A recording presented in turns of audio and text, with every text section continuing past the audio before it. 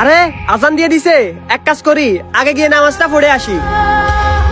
আরে ও তো নামাজ পড়তে গেছে, ওর সবগুলো লিখে ফেলি।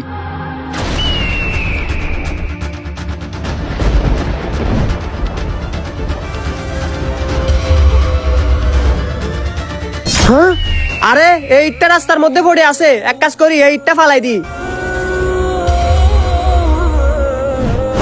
ও আর একটা ভালো কাজ করছে, ও সবটা লিখে ফেলি। পানি পানি, ছোট এই নাও পানি খাও। ও একটা ছেলেকে পানি খাওয়াইছে, ও সবটা লিখে ফেলি।